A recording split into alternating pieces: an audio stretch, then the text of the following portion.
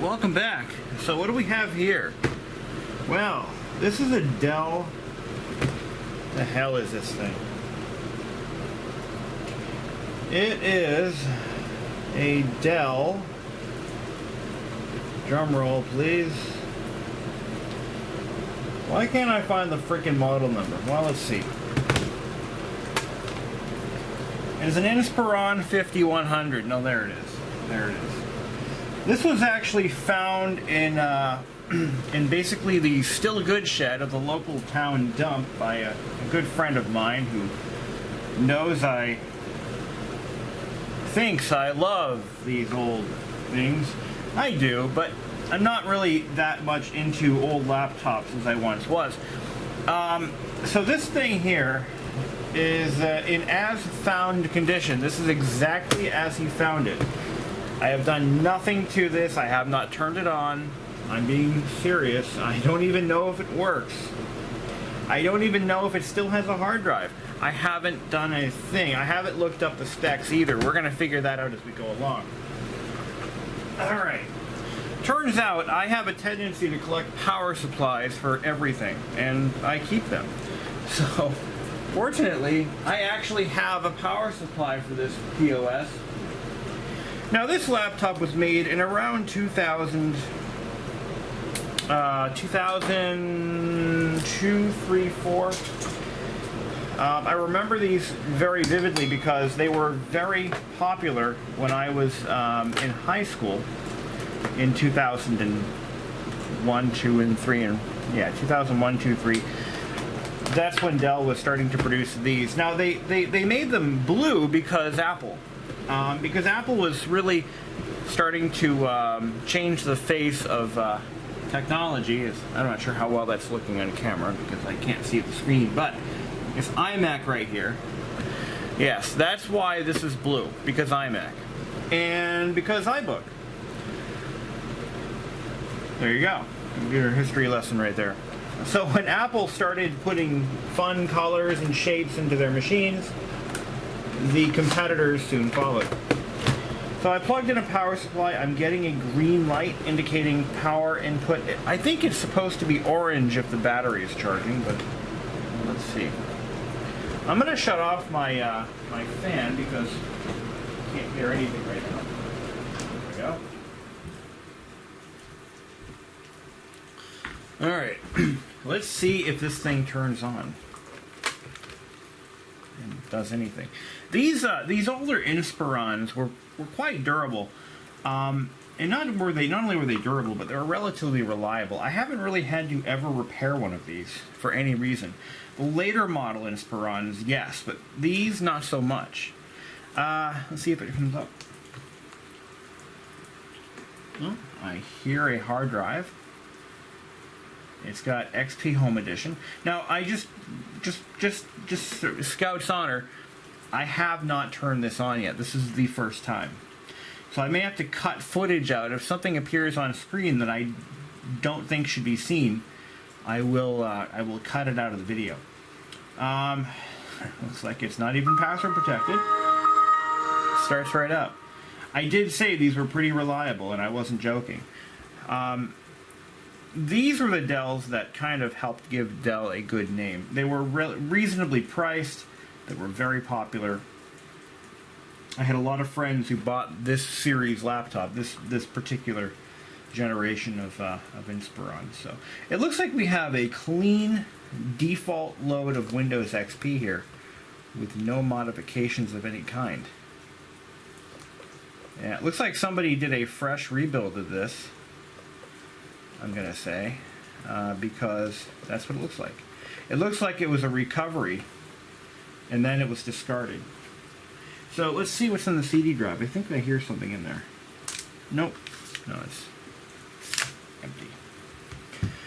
Wow, that was pretty successful. I don't know what to do with this machine. It doesn't have any documents on it. So yeah, somebody cleaned it up before discarding it. Which is smart. Whoever got rid of this thing did the right thing. Now, it's all wobbly and crap because it's missing the rubber feet that go in the back of the machine, which is unfortunate but all too common. Yeah, this is a pretty bog standard Windows XP build?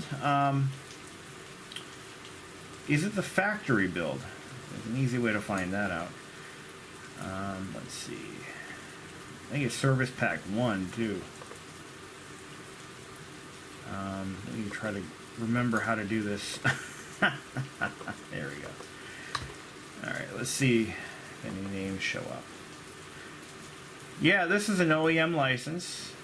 Registered to DEM. Okay. Yeah. Alright, so yeah, basically bog standard. We've got a Pentium 4 2.66, 512 megs of RAM, and what do we have for a hard drive?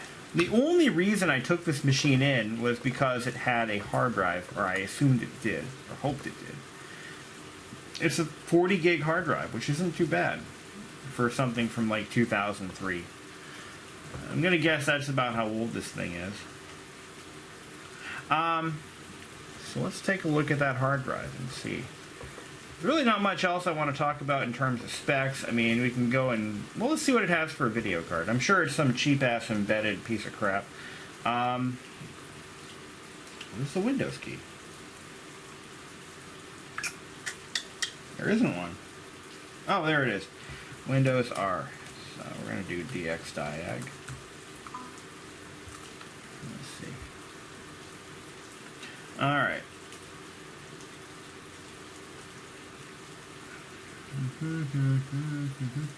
It's a Radeon 7500. You know, this would make a great Windows XP era gaming laptop, maybe. Maybe, kinda, if I did some upgrades.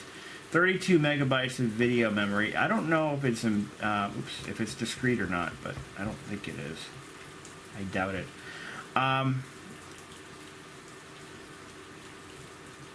Yeah, this is probably a shared memory, of course. That was all too common back then. You'll notice that all the Windows icons are missing, and that's because by default, Windows XP did not show you the My Computer icon on the desktop. You actually have to change that setting separately. Oh yeah, was it Service Pack 1? It is Service Pack 1. So this is more than likely the factory build that's been reinstalled and reapplied, which indicates that it might actually have a recovery partition still intact. That's pretty cool. I'm going to just shut it down real quick. I'm going to see roughly when this laptop was made. I'm going to show you how to do that. I think I've mentioned this before in earlier videos, but we'll go over it again. If you have a machine that you have a reasonable expectation that it still has its original either CD-ROM drive or hard drive, you're in luck. Because those are the two components that generally contain the data manufacturer. It looks like somebody tried to remove this. Oh yeah, got a Hynix chip. These are the original Hynix expansions. There's an eject button for some reason here. Not sure what that's for. Manual eject button. Don't know what that does yet. This one is going to contain the hard drive, and the battery is going to be on the other side. Oh wait, I'm just kidding. This is where our wireless card is, if it had one. So this one does not have the optional wireless. Alright, well that's very unfortunate. Little piece of wood stuck in there. It does have a modem though, so praise God. One thing I didn't do is I didn't check to see if the hard drive, or the battery is actually charging or not. But yeah, all 4 rubber feet are missing, and I could make new feet that'll fit this if I wanted to preserve this laptop, which I might not. I don't know what I'm going to do with it yet. I'd hate to toss it because, here's the hard drive. I'd hate to toss it because these good working Pentium 4 Windows XP machines are starting to become collector's items for some reason, and well, you gotta save them. January of 2004, and I'm fairly certain this is the original drive, because if somebody were to replace this, they would not have replaced it with, you know, with this. I think DP/N means Dell part number. I think. I don't know. I'm guessing that. It's a IDE hard drive. These drives are getting valuable too. I just noticed there's like an oily substance inside there. Okay, I'll have to clean that up. Get a rag another time. So anyway, yeah, you can depend on your Dell Latitude or Inspiron. Now, what does this eject button do? Like I said, I've never worked on one of these. I've been doing computer repair work for many years. Over 20 years. I've never actually worked on this model. I find that intriguing. I don't know what this does. Is it CD-ROM drive eject? Maybe? Kinda? Sorta? I don't want to push anything. Don't want to force anything. But right here, there's a screw for the optical drive retention. That's usually what the screw is for, and that's not even in there. So, but I think that's what this is. I think that will force eject. Yep, there it goes. That's exactly what it does. This is a Quanta Storage Incorporated drive. I've never seen one of those. Manufactured by Quanta Storage, made in 2004. So, there you go. I didn't actually look to see what kind of drive that is. That's a DVD-ROM CDRW. So this would have been a fairly decent laptop in 2004. Having only a 40 gig hard drive would give it a slight ding in desirability, because around 2004 January or so, 60 gigs was starting to become more common. I had actually had custom built. I think it would have been in March. It was about March or so, March of 2004. I actually had a custom-built HP Pavilion ordered with a floppy drive, and I actually upgraded to 256 megabytes of RAM. I had the optical drive upgraded to the CDRW DVD-ROM. The processor went from a 2.4 to a 2.6. These are all the CTO options I had when I bought mine. And yeah, it was around the same time this was made, a little bit later. Now, let's take a look at what it has for ports. Now, this is a pretty well-featured machine. It has looks like two USB 2.0 ports. It actually does have S-Video out. It has VGA out. It also has an IEEE 1394 port, or also known as Firewire 400 Mini. Built-in Ethernet LAN. It has audio in, audio out, microphone, headphones. It's got a built-in modem, which would have likely been a CTO option when this machine was released, or it could have been just built that way. But no wireless, so that would have been an upgrade that you would have had to pay for. Unfortunately for this laptop, which is actually a pretty decent looking machine for its time, the painted cover is scratched pretty badly, and I imagine that was a result of careless disposal. Whoever got rid of this machine had no reasonable expectation that this laptop would have ever seen the light of day again, let alone be shown across the internet through YouTube. I want to take a look at the battery status, though, real quick. Now, I'm not seeing that light. Up there, that light goes on now. Okay. The fans sound pretty good, which is a pretty good sign. Now, a laptop like this, if I could figure out a solution for the cosmetic issues, I would clean it up. I would partially disassemble it. I would tighten up all the screws, max out the memory in it to about maybe a gig or so. I think that's about where it would max out. Two 512 meg DIMMs would probably do the job. But anyway, let's see. Yeah, Service Pack 1. Maybe leave that for nostalgic reasons. But yeah, this is a factory build. It has the Dell menus and everything. So it's got all the Dell Quickset, Dell accessories, CyberLink. So it's a factory build. Internet Explorer. never used. Clearly somebody took the effort to clean this up. But does the battery charge? Probably not. Let's take a look in the control panel and look at the view. See, even in 2001, Microsoft was pushing a minimized control panel, which, come on. Always show icon, apply. Will it charge? It shows that it's charging. Open power meter. It says online charging, but who really knows? There's an X in the middle of it. It doesn't say it's not charging, so that I'm going to let this thing charge overnight, then we're going to start up the video again and see what it does.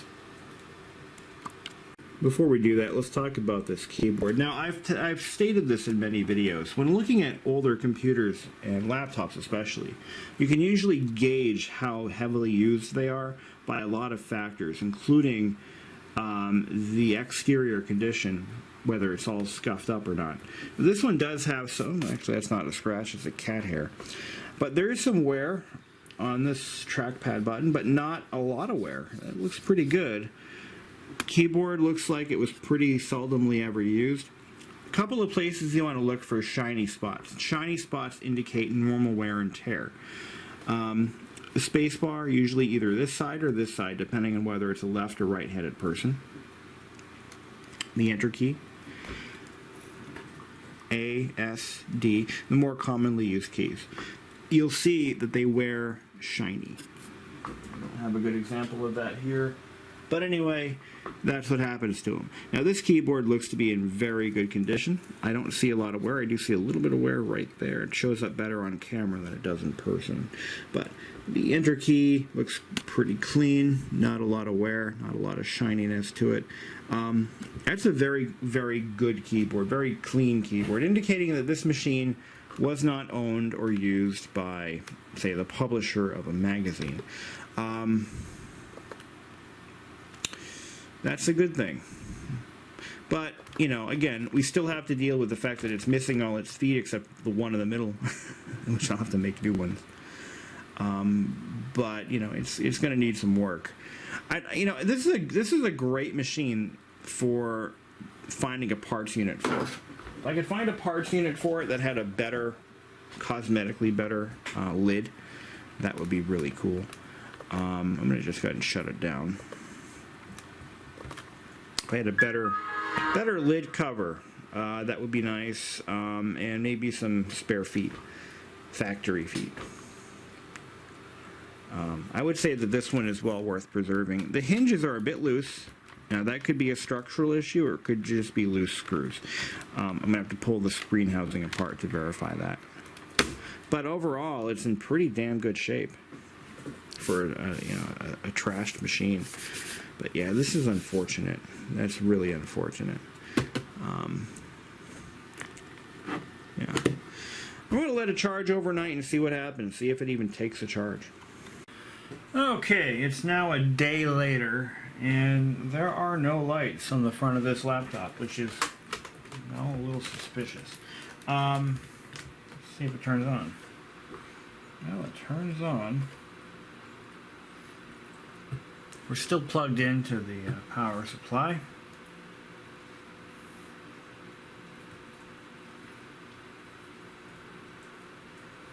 What I want to do is I'm going to see what Windows claims that the battery is doing, and then we'll go from there. On every laptop I've ever owned or worked on, the charge light usually changes color from green to amber or back and forth, etc. So I'm kind of wondering what the hell's going on. So it says it's on AC power. Open, let's see, adjust power properties. Open power meter. Ah, yes. 9% battery power remaining. And there is an X on the battery, which indicates that the battery is likely toast. If I unplug the power supply, I guarantee you it's going to shut off. Watch this. Oh, it didn't shut off. But it does say low battery, which indicates a problem. So if I plug this back, this is weird. It's like, yeah. I'll plug this thing back in. You know the funny thing, I believe that a Veritech laptop that I have here, go ahead and watch that video, it's a pretty good one, which is a very inexpensive laptop. It's about the same age as this one. The Veritech laptop actually had, I believe, a functioning battery, so. Yeah, it looks like this battery's no good, or as we say, NFG, and you can figure out what that means. No surprises there. No surprises there. But yeah, switched back to AC power. It is not really charging, it's kind of blinking. So I considered selling this thing online or even giving it away, but I'm telling you this right now. There are two things in life that I hate doing. Number one, going to the dentist. And number two, shipping things out. Because the thing is, it took me over a month to send out a little IBM Eraserhead nub that I offered a fellow YouTuber for free. It took me a month to ship it out because I just couldn't get to the post office. And I didn't have any stamps, so I had to go buy stamps to ship it. Like, I just don't want to be bothered with shipping stuff. This laptop, I now have to find a box for it. I got to advertise it. I got to find a buyer. Screw that. Then I got to drive it to the post office. I'm probably going to throw the thing out. I'm just telling you all right now. I'm going to take the hard drive and ram out of it and throw it away.